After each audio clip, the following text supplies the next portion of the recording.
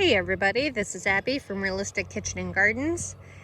Today is Thursday, April 9th. We're really getting into the warm weather again. We had a couple days that were cool and we had 2 more frosts, which, I mean, it's April. I'm expecting it. Our last frost date here in southern Ohio is like early May. I used May 10th for planting date, but I think the official date's supposed to be May 3rd or something like that. So Honeycrisp apples are continuing to work on opening up. I have a few, not nearly as many branches. I don't know if they're being uneven or opening unevenly, because a lot of these buds look alive, or almost all the branches look alive. Even this main leader looks alive. It's just not open yet, so I don't know what's going on there. And then this newly purchased Golden Delicious or Yellow Delicious, I forget if it's yellow or gold, but this is leafing out nicely.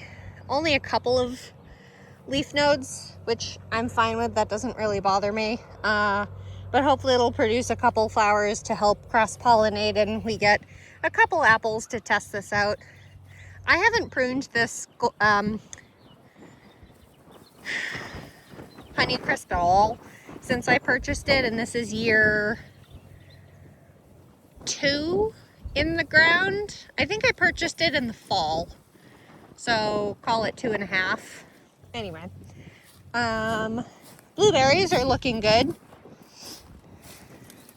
This is, I believe, Patriot, which is leafed out nicely. They're getting there. This is the earliest variety I have. I've put some actual blueberry fertilizer / soil acidifier in, because my soil test said your soil is not acidic, so it is not made for blueberries. I said, okay, I'll try to fix that. We'll see if these are lively. That one looks alive, but the rest of it is obviously doing better. I'm still not expecting fruit from these for a couple more years. They're so young. I think that's Northland. Northland? That sounds right. Northland is still dormant. They're the middle variety, and then I think that's Jersey. They're the late variety and they're still dormant too. The everbearing strawberries, I purposely mowed this down. And some of the leaves got a little mown down, but that's okay. The actual plant is way lower than the top of the grass, so they're coming up and coming along. I'm not really expecting fruit from these, not really. It was more an experiment to see how the plants would do in general, if they'd live in my ground or not, which they do. And I have quite a few runners up in the plants. Oh, there's another one there. There's quite a few runners in the plants that I put up on the hill.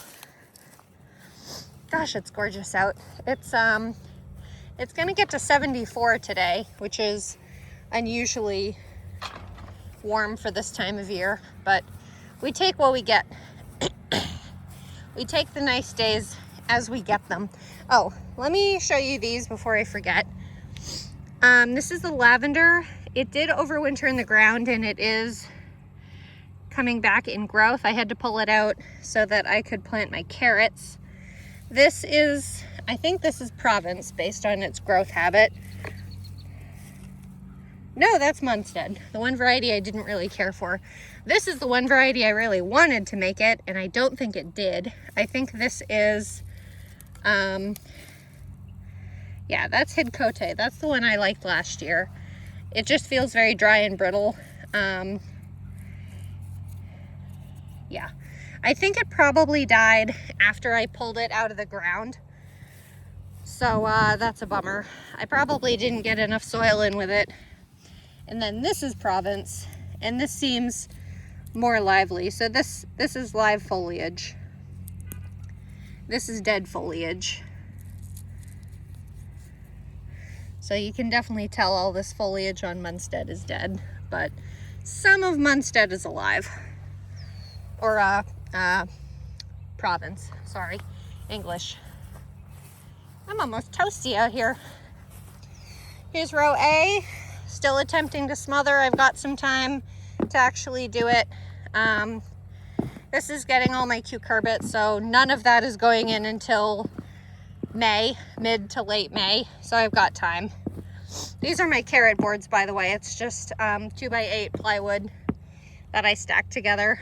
The carrot board theory is that it just shades the seeds to keep them cool when it's warm out and keeps the soil more evenly moist.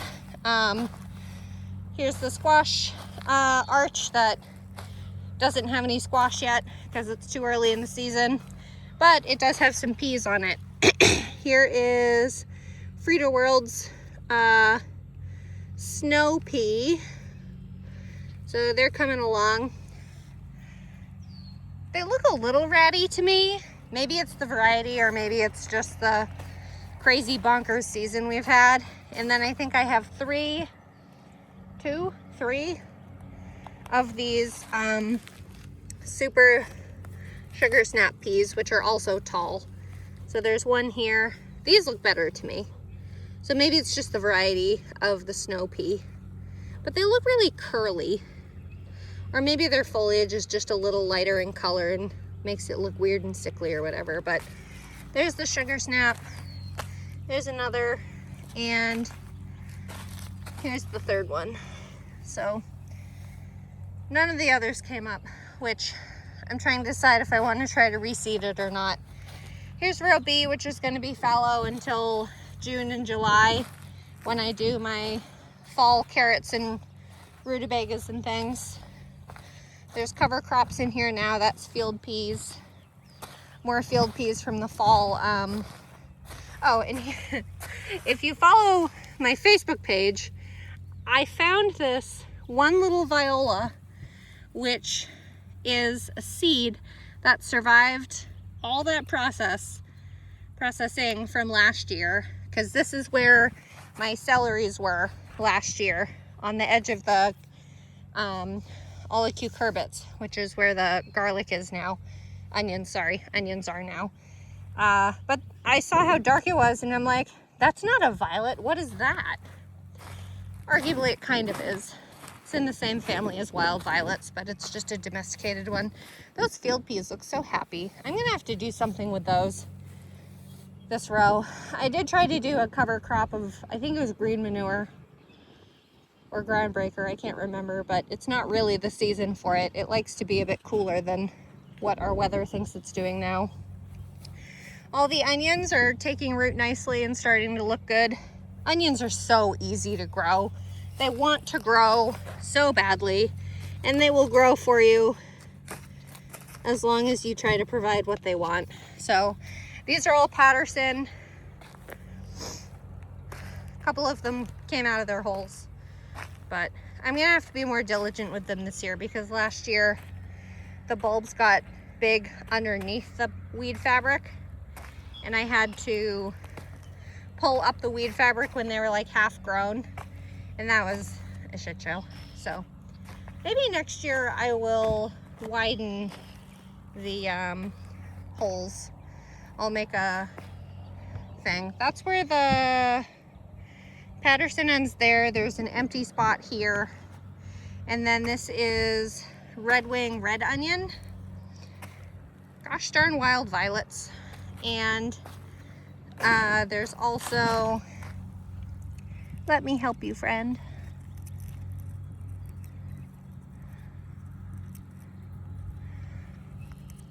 A little stuck. I'm sure they would have broken out eventually, but it's held enough that it broke that. And then, where's the tag? There's the tag. That's, I can't see it on screen. There it is. That's Sterling White Onion. That's Red Wing. That's a red onion there. Where's your tag for where you start? That's gonna be fun. I mean, I can see based on the color of the stem, so it's not a big deal, but I would like the visual for you guys in videos, so I don't have to do that. Anyway, garlic. going along. This one patch is probably mulched too heavily. This is just the menagerie of extra seeds I had, or seed cloves, of softneck. So there's softneck in here. Actually, this is in the, that's the end, that's the stake that marks the menagerie. Everything else is purposely planted as it goes. So I still haven't fertilized it. I don't know if I will. It's a little late now. You're supposed to fertilize garlic when the daffodils come up in the spring. The daffodils are still up and flowering. They're not done yet. But carrots are continuing on slowly. I'm waiting for the carrots to get a little bit bigger so I can see them easier. There's one just past the tip of the camera right there. So these are Berlin carrots. They're more like a true main crop of carrots. They're like 80 some days. So these will be in longer than these ones. This batch is a rainbow blend of carrots. Got a nice big bunch right here, and you can see the true leaves coming out on this little one. So I know it's carrots. I don't know what these are. God only knows what these are, but these are carrots. So I don't know. I may just end up having to buy a fresh packet of seeds every year and just chaos sprinkle them like I did these, and then just thin them as we get them up, because the germination rate looks a lot better so far, and it's way easier to just chaos sow them and rake them in and hope for the best than it has been for, like, last year when I did Berlin. This row, Berlin. When I did Bolero, which is a pelleted seed, and it was like 2 or 3 year old seed now. God, the germination was awful, and I don't know if it was heat or what. This is still needing work endlessly. God, it's gonna suck to do all this. I should have done more prep in the fall, but alas. Oh, here's, excuse me, I always see the lemon balm, but I don't always see the catnip. Here's the catnip that overwintered in the ground as it does. I always cut it flush to the ground, and if it dies, I don't care, but it's coming up good. I grow catnip more for a pollinator plant than anything. I still need to move this. I move it every year so it doesn't get too deeply rooted. And then here's the lemon balm. This is a good example of the fact that things in the mint family are not frost tolerant. They do get damaged by frost, but it just grows back so darn fast it doesn't even matter. So this will all dry out, fall off, and I don't know if I've seen lemon balm flower. It must though, huh? But this is a plant I got from a local gardener. She doesn't like lemon balm, so she just gave me the plant, and I'm just plucking old stems out from it. And then here's the spring. I'm also working on replacing paths, and I haven't done this one yet, but you can see my paths are going to be 3 feet wide and my rows are 2 feet wide. So this is where I need to add another like 6 inches on there and straighten it out a little bit. But this is tundra cabbage, which overwintered. It's a Savoy. I think it's starting to get ready to bolt. Unfortunately, you can see it starting to stretch out. This one especially, you can see is starting to stretch out a little bit. So it's getting ready to flower, which I don't blame it. The weather has been bonkers. We've had 80-degree days. Yesterday was a high of like 60. The day before was a high of like 40. So it's been crazy. But this is where the rest of the spring brassicas are gonna go. I have two cabbages, excuse me. I have a bunch of Aspa sprouting broccoli that isn't out yet. It's so stunted. I don't even know if it'll do anything. Here's the path that was that. That's a 3 foot wide one that I trimmed down. but this is what was here. And I'm going to use it. I think it is a full 60 foot one. So I'm going to use it to cover my potatoes when I get there to tell you. I can't remember what's on the second half of this, because I know it's not a full patch of,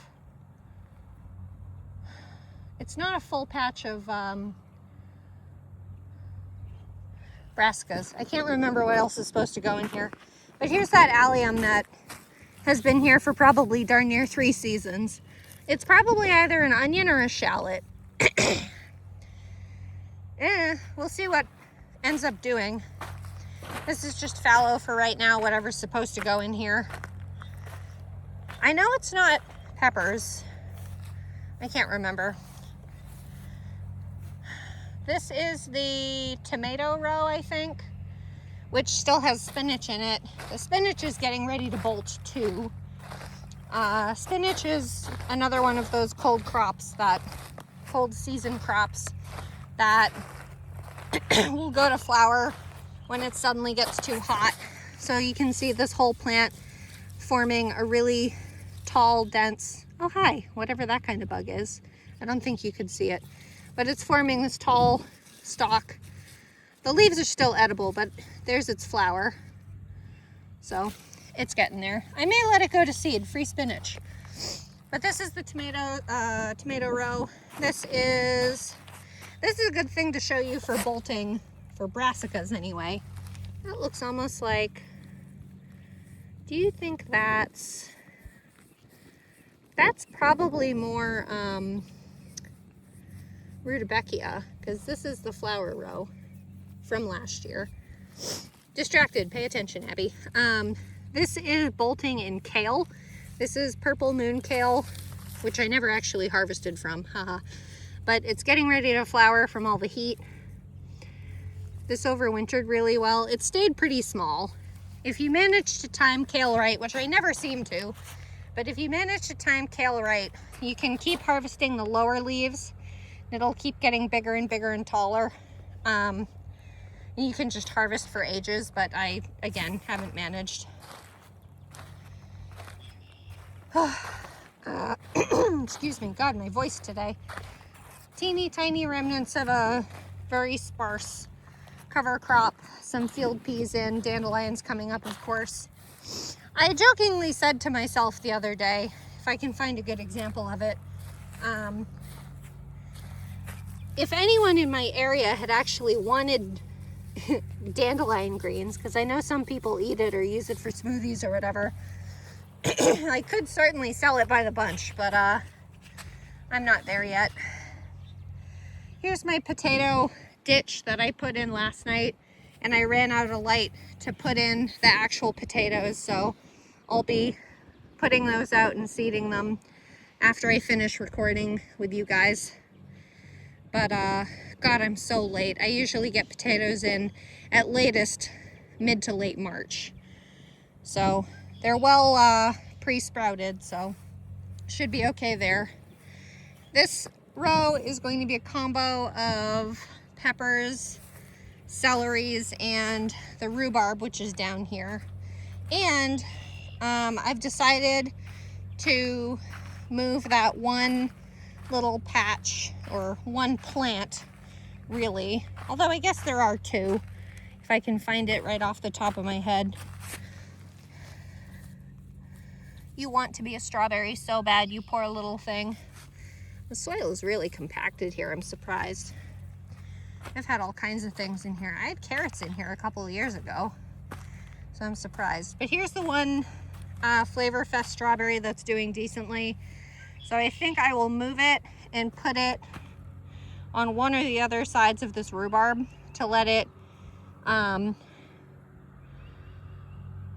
copiously sprout and put out pups, and I'll chalk that up to shit luck for that first overwintering season, and then I'll have this one strong plant to produce pups for next year, next season, next 2027 garden. And then the rest, this entire row then, This entire row, Jay, is going to be flowers. I'm gonna have a lot of flowers. Look at the, I'm gonna try to zoom in. Look at the swallows. The tree swallows.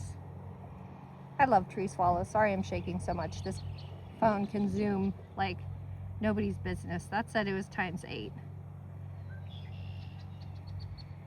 But this entire row is going to be flowers because the strawberries, I'm not going to waste the space on strawberries because it's just going to cause allow a lot of weeds to come up. I'm really surprised how condensed this soil is. It really shouldn't be. And then here's of course my green manure mix, which I suppose was an experiment. We did try to terminate the crop using the board method of weight. You get a 2x4, you put strings on it, and you punch your weight down. And really it needs 200 pounds. I had my husband do it.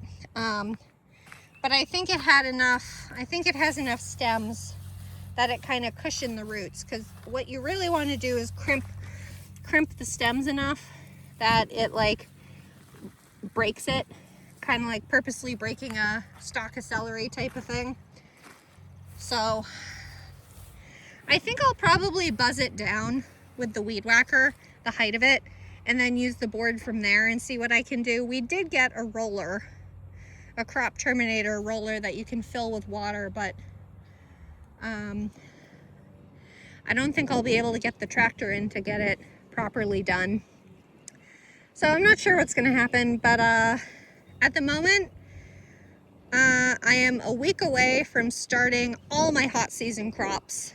They'll be inside for 4 weeks, 4 to 6 weeks, and then I'll transplant them out mid-May after all the frosts have definitely passed. And I need to seed out, right now I need to seed out Nigella, and I think that's it. I'll be direct sowing a number of flowers. I have started and will start a number of flowers indoors. Off the top of my head, I've started violas, stock.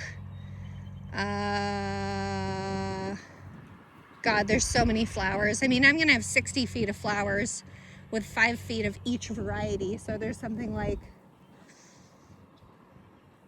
12 varieties of flowers I'm gonna be growing. So got quite a mix, and I'm very excited for this season. It's gonna be good. So if you like this kind of stuff, please like, comment, and subscribe for more. And follow along Realistic Kitchen and Gardens Facebook page for the most frequent and up-to-date shenanigans. Okay, thanks. Bye.